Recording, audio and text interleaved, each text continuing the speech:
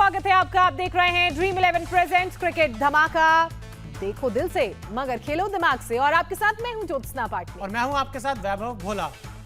बिल्कुल, आईपीएल में आज डबल हेडर का डे 1 है और पहला मैच चल रहा है। पहले मैच का हाल आपको बताएंगे। इस मैच में कौन ड्रीम 11 गेम चेंजर खिलाड़ी बना, उनसे भी आपको करवाएंगे रूबरू। लेकिन उससे पहले बात कर लेते हैं आपसे कुछ ही देर में शुरू होने वाले उस दूसरे मुकाबले की जिसकी तैयारियां पूरी हो चुकी हैं। आपसे थोड़ी ही देर बाद दिल्ली कैपिटल्स और पंजाब किंग्स के बीच शुरू होगा दूसरा मुकाबला मुंबई के वानखेड़े स्टेडियम में। इस मैच में कैसी आपकी ड्रीम 11 की टीम होगी वो बताने के लिए हमारे साथ पूर्व भारतीय कप्तान अंजुम चोपड़ा भी जुड़ेंगी और वैभव तो मेरे साथ हैं ही। बिल्कुल ज्योत्सना, अंजुम जी भी जुड़ेंगे और इस मैच से जुड़े सभी जो डाउट्स होंगे उनको क्लियर करेंगे। लेकिन उससे पहले हम बात कर लेते हैं जो आज जब भी एक मैच चल रहा है रॉयल चैलेंजर्स बैंगलोर और कोलकाता नाइट राइडर्स के बीच, जहां पर कप्तान विराट कोहली की जो टीम है इस सीजन की हैट्रिक बस कुछ ही देर में लगाने वाली है। आरसीबी ने पहले बल्लेबाजी करते हुए केकेआर को 205 रनों का लक्ष्य दिया था। कप्तान विराट तो आज कुछ खास नहीं कर पाए, लेकिन मैक्सवेल और डिविलियर्स ने आज गेंदबाजों की खूब क्लास लगाई। अगर हम बात करें कोलकाता नाइट राइडर्स की, जिनकी शुरुआत तो काफ़ी अच्छी रही थी, लेकिन रेगुलर इंटरवल पे विकेट गिरने की वजह से ये जो लक्ष्य था काफ़ी ज़्यादा मुश्किल हो चुका है। एक छोर पे आंद्रे रसल टिके हुए हैं, लगातार रनों की बरसात कर रहे हैं, चौके छक्के मार रहे हैं। लेकिन मेरे हिसाब से अब जो जीत है वो केकेआर के हाथों से हर गुजरती गेंद के साथ फिसलती हुई जा रही है। और रॉयल चैलेंजर्स बैंगलोर अपनी जो इस सीरीज इस आईपीएल में हैट्रिक लगाने से बस कह सकते हैं सिर्फ 2 ओवर्स ही दूर है ज्योत्सना। बिल्कुल, और एक और विकेट गिर चुका है केकेआर का। रसल के मसल पावर की बात करें तो थोड़ा थोड़ा, जैसा कि आपने बोला ना, हर गेंद के साथ कम होता जा रहा है। बहरहाल अब बात करते हैं उस मुकाबले की जो अब से कुछ ही देर बाद यानी कि 7:30 बजे शुरू होगा और ये मुकाबला खेला जाएगा मुंबई के वानखेड़े स्टेडियम में। और मुकाबला है 2 बेहद ही दिलचस्प टीम के बीच। एक टीम के कप्तान का है आज हैप्पी वाला बर्थडे यानी कि केएल राहुल, और दूसरी तरफ जो छोर संभाल के खड़ी है टीम वो भी है दिल्ली कैपिटल्स। तो इन दोनों ही टीमों के बीच किस तरह का मुकाबला देखने को मिलेगा, सबसे पहले उसकी बात कर लेते हैं। दिल्ली कैपिटल्स और पंजाब किंग्स ने अब तक 2-2 मैच खेले हैं और दोनों ने ही एक मैच में जीत दर्ज की है और एक मैच में हार। अगर हम ज्योत्सना बात करें आंकड़ों के लिहाज से, इस मैच में किंग्स 11 पंजाब का पलड़ा काफी ज्यादा भारी है। जब भी ये दोनों टीमें आमने सामने टकराई हैं तो पंजाब किंग्स ने 58% मैच जीते हैं, तो दिल्ली कैपिटल्स ने 42% मैचों में जीत हासिल की है। आंकड़ों से साफ है कि पंजाब थोड़ी सी दिल्ली से ऊपर, थोड़ी 20 साबित हुई है जब भी ये दोनों टीमें आपस में टकराई हैं। और इसी पे बात करने के लिए इस समय हमारे साथ अंजुम चोपड़ा भी जुड़ चुके हैं। आज भी, इस समय भी, सुबह भी उन्होंने रेड कलर की टी शर्ट पहनी हुई थी, अभी भी रेड कलर की टी शर्ट है। सुबह आरसीबी को सपोर्ट कर रही थी और इस समय लग रहा है पूरी तरीके से पंजाब किंग्स को सपोर्ट कर रही है अंजुम। आज रेड लेटर डे है, तो इसी वजह से जो है संडे को आप रेड लेटर डे को आप उसको एयरमार्क कर लीजिए। वैसे भी मैं दिल्ली से चलती हुई आई हूँ तो वहां पर कोई दिख नहीं रहा था सड़कों पे। मुंबई में आई हूँ तो बिल्कुल सुनसान लग रहा है, ऐसी सिटी तो मैंने कभी देखी ही नहीं है।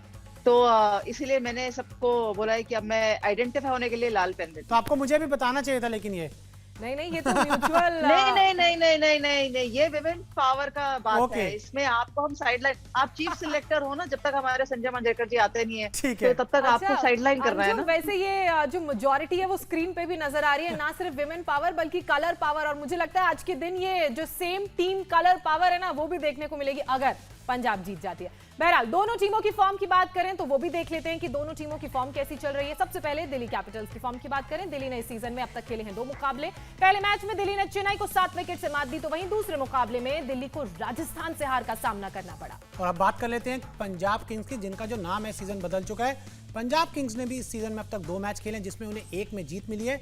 तो वही पिछले मुकाबले में चेन्नई सुपर किंग्स के हाथों एक बड़ी हार का सामना करना पड़ा था पंजाब किंग्स को। तो अंजुम, अगर हम बात करें पंजाब किंग्स की, शुरुआत अच्छी की, लेकिन जो पिछला मैच था वो बहुत ही अनफॉर्चुनेट रहा कि आप ऑलमोस्ट 100 के आसपास आप ऑल आउट हो गए, वो भी चेन्नई सुपर किंग्स जैसी टीम के सामने। तो क्या आज जो कॉन्फिडेंस है थोड़ा लो रहने वाला है पंजाब किंग्स का? हो सकता है, क्योंकि जिस अंदाज में वो हारे थे या दीपक चहर ने वो स्पेल डाला था पंजाब किंग्स के बल्लेबाजों के सामने, तो कहीं ना कहीं वो मैच में आने से पहले प्ले जरूर करता है। बट जैसे ही आप वो 2-3 गेंदें खेलते हैं ना, अगर आप बल्लेबाजी करने पहले पहुंचते हैं मैदान के अंदर, जैसे ही 2-3 गेंदें खेलते हैं आप भूल जाते हैं। जैसे ही थोड़ा एक अच्छा स्पेल डालते हैं, गेंद आपके हाथ में होती है बतौर गेंदबाज, अब वो आपके दिमाग में चीज नहीं रहती। हाँ, उन खिलाड़ियों के दिमाग में जरूर चीज रहती है कि अगर 3-4 मुकाबले आप लगातार फेल होते जाएं विद द बैट या विद द बॉल, तो उनके माइंड में चीजें प्ले करती है। चलिए अब ये तो बहुत जरूरी है कि आप किस तरीके से माइंडसेट को लेकर जाते हैं मैदान में खेलने के लिए। इसी बीच बड़ी खबर टॉस से जुड़ी हुई, आपको बता दें कि दिल्ली कैपिटल्स ने जीत लिया है टॉस और लिया है फैसला पहले गेंदबाजी करने का। देखिए ज्योत्सना, हम तो एक्सपेक्ट ये कर रहे थे कि जो भी कप्तान अब टॉस जीत रहा है धीरे धीरे वो पहले बल्लेबाजी करने का फैसला कर रहा है, लेकिन अंजुम जिस तरीके से हम बात करें कि यहाँ पर दिल्ली ने टॉस जीता है और वो पहले गेंदबाजी करने वाला है, यानी एक बार फिर थोड़ा सा चेस करने में कहीं मुश्किल तो नहीं होगी दिल्ली को? एक बहुत अहम बात है क्योंकि दिल्ली जो मुकाबला खेल रहा है ना, वो खेल रहा है मुंबई जी। तो जो डिफिकल्टी चेन्नई के मैदान में चेस करते हुए आ रही है, और आज हम लगातार तीसरा मुकाबला देख रहे हैं जहाँ चेस करने में परेशानी हो रही है, या चौथा मुकाबला देख रहे हैं जहाँ चेस करने में परेशानी हो रही है, वैसे ही परेशानी मुंबई में अभी तक देखने को नहीं मिली है। मुंबई की पिच फिर भी एक बल्लेबाज के तौर पे फिर भी समान रहती है जब आप सेकेंड हाफ में बल्लेबाजी करते हैं या कर सकते हैं। तो ये एक बहुत बड़ा फैसला है, बहुत बड़ा एक कारण है फैसला लेने से पहले। बिल्कुल। और अंजुम, दोनों ही टीमों की बात करें तो युवा प्लेयर्स हैं जो दोनों ही टीमों की कप्तानी कर रहे हैं, बॉलर्स भी दोनों टीमों में बहुत अच्छे हैं। ऐसे में आज आपको क्या लगता है किस टीम का पलड़ा भारी है, क्यों और कितना स्कोर वो लोग स्कोर बोर्ड पे खड़े करेंगे? यानी कि अगर दिल्ली ने टॉस जीता है तो पंजाब किंग्स खेलेगी पहले। मुझे लगता है कि ये मैच अच्छा रहने वाला है क्योंकि दोनों ही टीमें क्योंकि एक एक मुकाबला हारती भी आ रही हैं, और ऋषभ पंत बखूबी जानते हैं कि उनका अर्धशतक एक जीत में तब्दील नहीं हुआ लास्ट ओवर में सही, लेकिन मुकाबला हारे तो सही ना राजस्थान रॉयल्स के विरुद्ध। और बतौर कप्तान ये आप चाहते नहीं हैं, क्योंकि अगर आप जीत के साथ शुरुआत करते हैं अगेंस्ट चेन्नई के विरुद्ध तो आप सोचते हैं कि चलिए मैंने एक बड़ा किला फतेह कर लिया, दूसरी टीम के विरुद्ध भी मैं जीत का ही सिलसिला चला के रखूं। सो यहाँ पर मुझे लगता है बल्लेबाजों का रोल ज्यादा अहम रहने वाला है दोनों ही टीमों से, क्योंकि दोनों टीमें बैटिंग फ्रेंडली और बैटिंग हैवी ज्यादा हैं। ये बात ठीक है कि कागिसो रबाडा है दिल्ली कैपिटल्स में, शमी है पंजाब किंग्स में, लेकिन कहीं ना कहीं मुझे लगता है इन दोनों टीमों की बल्लेबाजी टीम को आगे लेके जाती है और गेंदबाजी सपोर्ट करती है। बिल्कुल। चलिए अंजुम, आगे बढ़ते हैं और अब बात करते हैं उस सेगमेंट की जिसका बेसब्री से करते हैं हमारे दर्शक इंतजार। Dream 11 must have. हाँ, बिल्कुल ड्रीम 11 मस्ट हैव। देखिए मेरा स्मार्टफोन मेरे हाथ में है, आप लोग भी अपने स्मार्टफोन उठा लीजिए क्योंकि अब हम आपको ड्रीम टीम के हर सवाल का जवाब देने वाले हैं। सबसे पहले बात करते हैं आज के ड्रीम 11 मस्ट हैव्स की। तो कौन से ऐसे प्लेयर हैं जो आपकी ड्रीम 11 में होने ही चाहिए? सबसे पहले इसमें नाम है केएल राहुल का, जिनका क्रेडिट है 10.5। दूसरे मस्ट हैव प्लेयर की बात करें तो उनका नाम है ऋषभ पंत और ये दिल्ली कैपिटल्स के हैं कप्तान और उनका क्रेडिट है 9.5 पॉइंट। देखिए जोसन, जिस तरीके से आपने बताया जो केएल राहुल का जो क्रेडिट है पंजाब किंग्स में सबसे ज्यादा है, और वो इसलिए भी है कि एक तो कप्तान है, विकेट कीपिंग भी करते हैं, शानदार बल्लेबाजी भी करते हैं। शुरुआत बहुत अच्छी की थी इस सीजन में, लेकिन जो पिछले मैच में रन आउट हो गए, तो अंजुम क्या एक्सपेक्ट करें केएल राहुल से? आपके मस्ट हैव हैं कि नहीं जब आप अपनी ड्रीम 11 टीम बनाएंगी? और बर्थडे भी है आज इनका।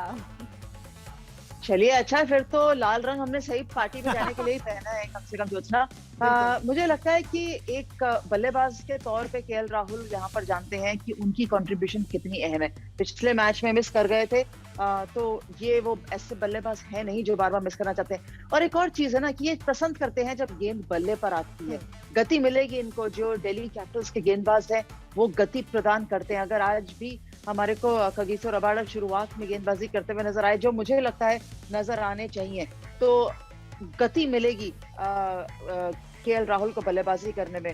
और ज्यादा उलट फेर मुझे नहीं लगता कि दिल्ली कैपिटल्स भी करेगा। आवेश खान पिछले मुकाबले में भी अच्छी गेंदबाजी करते हुए नजर आ रहे हैं, मुझे नहीं लगता बहुत ज्यादा उलट फेर करेंगे। अगर अनरख नौकिया बिल्कुल फिट हैं, अवेलेबल हैं, तो उनका एक और एडिशनल चयन किया जा सकता है, पर वो देखना पड़ेगा। अब मतलब थोड़े से बदलाव आप टीम में देख रही हैं। और अंजुम, आपको और ज्योत्सना को मैं एक छोटा सा बस अपडेट ये दे दूं कि केएल राहुल को जो स्पेशल बर्थडे विश है वो बॉम्बे से मिल चुकी है। अच्छा, ओके।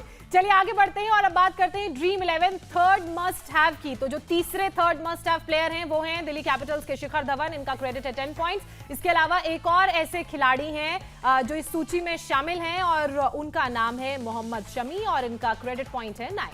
बिल्कुल, आपने बहुत अच्छी बात की कि मोहम्मद शमी का क्रेडिट 9 है, लेकिन उससे पहले यहाँ बात जरूर करनी होगी शिखर धवन जो गब्बर हैं दिल्ली कैपिटल्स के लिए। पिछले सीजन लगातार 2 शतक बनाए थे, इस साल शुरुआत बहुत अच्छी की थी। तो अंजुम, आज क्या एक्सपेक्ट करें कि जब हम अपनी ड्रीम 11 की टीम बनाएं तो शिखर धवन भी है, मोहम्मद शमी भी है, तो आपके मस्ट हैव कौन रहने वाले हैं आज इन दोनों में से? अगर दोनों में से एक का पिक है तो मैं मस्ट हैव मोहम्मद शमी को रखूंगी, क्योंकि मुझे लगता है कि वो ऐसे गेंदबाज हैं जो गेंदबाजी अच्छी कर रहे हैं, लेकिन अभी तक एक स्ट्रॉन्ग स्पेल जो उनसे देखा जाता है, एक्सपेक्ट किया जाता है, वो ड्यू है। शिखर ऑलरेडी रन कर चुके हैं, तो मैन रीजनेबल इन फॉर्म है, लेकिन अगर दोनों के बीच में से पिक है तो मैं मोहम्मद शमी के साथ जाऊंगी।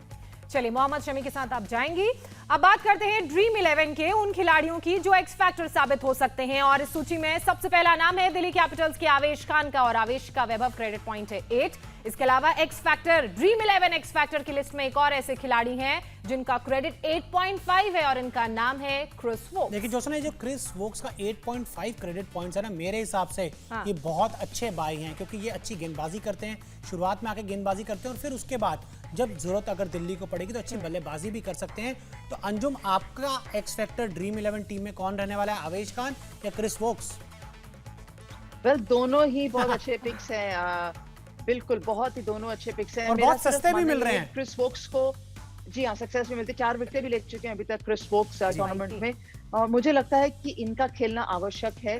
और अगर फास्ट बॉलर्स की श्रेणी में गिनेंगे तो ये बहुत मुश्किल टॉसअप होगा कि क्या अनरेक नोकिया अंदर आते हैं, और आते हैं तो किसकी जगह, बिकॉज टॉम करन एक और खिलाड़ी हैं जो फॉरेन प्लेयर है इनके पास, दिल्ली कैपिटल्स के पास।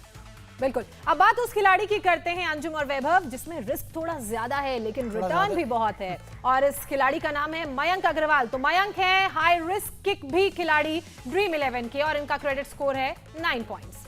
तो थोड़ा सा प्रॉब्लम थी, देखिए पिछले साल बहुत अच्छा किया था, लेकिन इस साल जो शुरुआत है वो थोड़ी सी अभी हल्की रही है ज्योत्सना। बिल्कुल, शुरुआत थोड़ी भारी करनी होगी तभी आगे कुछ हो पाएगा। अब बात करते हैं उन खिलाड़ियों की जो आपकी ड्रीम 11 टीम के कप्तान या फिर उप कप्तान हो सकते हैं, और ड्रीम 11 टीम के उप कप्तान कौन है, एक बार आपको वो चारों नाम बता देते हैं। एक तरफ है केएल राहुल, दूसरी तरफ है ऋषभ पंत, इनका क्रेडिट है 10.5 और 10.5। तो वहीं दूसरी तरफ है क्रिस वोक्स और शिखर धवन, इनका क्रेडिट पॉइंट है 8.5 और 10 पॉइंट। और अपनी कप्तान से जान लेते हैं, कप्तान आपके कप्तान आज कौन रहने वाले हैं? अगर क्रिस वोक्स और शिखर धवन के अंदर चॉइस है तो नहीं, चारों के अंदर एक कप्तान एक उप कप्तान। बाकी दोनों के नाम बताइए एक बार। केएल राहुल है, मोहम्मद शमी है, क्रिस वोक्स है, शिखर धवन है। तो केएल राहुल और शिखर धवन कप्तान वाइस कप्तान। अच्छा, क्यों? क्योंकि मुझे लगता है इस मैच में बल्लेबाजों का बोलबाला होने वाला है, तो मैंने दोनों तरफ के बल्लेबाज पिक कर लिए हैं। हारना मुश्किल पड़ता है ना तो कहीं तो जीतने के लिए दोनों कप्तानों के साथ जाना आवश्यक है। एक का बसरे और एक गब्बर है। अंजुम, एक छोटा सवाल मैं आपसे जानना चाहूंगा। इससे पहले हमने एक्स फैक्टर खिलाड़ी दिखाया, हाई रिस्क वाला खिलाड़ी दिखाया था जो मयंक अग्रवाल थे। पिछला सीजन हमने देखा शुरुआत बहुत अच्छी हुई थी, लेकिन जैसे जैसे सीजन आगे बढ़ा थोड़ा स्ट्रगल करने लग गए। उसके बाद ऑस्ट्रेलिया में भी स्ट्रगल किया, अभी भी इस आईपीएल में भी स्ट्रगल कर रहे हैं। तो क्या मयंक अग्रवाल को एक्स जो अपना रिस्क वाला खिलाड़ी है उसकी श्रेणी में ड्रीम 11 में हम शामिल करें या बचे उनसे शामिल करने से? अभी मैं समझती हूँ कि अवॉइड किया जा सकता है, क्योंकि मुझे लगता है मयंक अग्रवाल का जो फॉर्म है वो कुछ तकनीकी कारणों के कारण थोड़ा सा फीका पड़ गया है। और इस समय क्योंकि हम ड्रीम 11 के अपने फॉलोअर्स को बता रहे हैं कि टीम बनानी चाहिए, तो मुझे लगता है एक दो मुकाबले रुक जाना चाहिए, मयंक अग्रवाल वापस थोड़ी सी अपनी उसी लय में नजर आए, फिर जाके उनको पेश करें। बिल्कुल अंजुम, और जो कलर आज हमने डॉन किया है ना, वो कलर बिल्कुल भी फीका नहीं पड़ा है, क्योंकि रॉयल चैलेंजर्स बैंगलोर ने बैक टू बैक ये तीसरा मैच जीत लिया है, और ऐसा बहुत ही कम देखा गया है। मुझे लगता है वैभव, मुझे याद नहीं आ रहा है वो पिछले सीजन हो गया था ऐसा। नहीं, पॉइंट्स टेबल पे टॉप पे। पिछला सीजन थोड़ा सा लकी रहा था आरसीबी के लिए। मैं एक तीसरे ड्रीम 11 गेम चेंजर खिलाड़ी आज के मैच के बने हैं काइल जेमिसन। इनके मैच के जो फैंटेसी पॉइंट्स हैं वो हैं 99 और टूर्नामेंट फैंटेसी पॉइंट्स हो गए हैं 175। तो अब बात कर लेते हैं अपनी जो हमारी कप्तान है अंजुम चोपड़ा से। देखिए, ये 3 गेम चेंजर ड्रीम 11 खिलाड़ी हमने आपको दिखाए, लेकिन यहाँ पे जो 2 गेम चेंजर हैं, सबसे पहले मैं उनकी आपसे बात कर लेता हूँ। एबी डिविलियर्स और ग्लेन मैक्सवेल, दोनों ने ऑलमोस्ट सेम रन बनाए, लेकिन आपके लिए आज का सबसे बड़ा गेम चेंजर कौन रहा Anjum? I think game changer का श्रेय तो आप एबी डिविलियर्स को ही देंगे, लेकिन ग्लेन मैक्सवेल को आप इस श्रेणी से बाहर रख नहीं सकते, बिकॉज अगर ग्लेन मैक्सवेल अपनी वो 78 रनों की पारी नहीं खेलते तो शायद एबी डिविलियर्स के पास भी वो हाथ खोलने का मौका मिलता जरूर, लेकिन कम मिलता। तो मैं कहूंगी कि अगर इन दोनों खिलाड़ियों को आप इकट्ठे गेम चेंजर का टैग देना चाहते हैं आरसीबी के लिए तो दे सकते हैं। और जिस तरीके से काइल जेमिसन की मैं बात करूं, शुभमन गिल ने एक छक्का जड़ा, 2 शानदार चौके भी जड़े, लेकिन उसके बाद शुभमन गिल का विकेट लेना, तो क्या काइल जेमिसन को भी थोड़ा सा क्रेडिट देना चाहेंगे आप? बिल्कुल देना चाहिए, बिकॉज एक देखिए ना, अगर आप छक्का लगा रहे हैं, आप स्ट्रॉन्ग पॉइंट्स क्या है, हाथ खोलने का मौका देते हैं शुभमन जी। गिल को, तो वो पॉइंट के ऊपर, कवर के ऊपर छक्का लगा सकते हैं, चौका लगा सकते हैं, सामने बहुत शानदार मारते हैं। लेकिन जब भी शरीर की तरफ गेंद आती अंदर। है और हाथ खोलने का मौका कम मिलता है, तब खिलाड़ी फंसता है, और वहीं आज शुभमन गिल फंसे। और इसीलिए हम कहते हैं कि किसी भी गेम को जीतने के लिए खासकर क्रिकेट टीम एफर्ट होना बहुत जरूरी है। और फिलहाल ये हमारी टीम है जो अपने दर्शकों से ले रही है इजाजत। बहुत शुक्रिया अंजुम आपका। तो ड्रीम 11 प्रेजेंट्स क्रिकेट धमाका में फिलहाल इतना ही। रुक रहा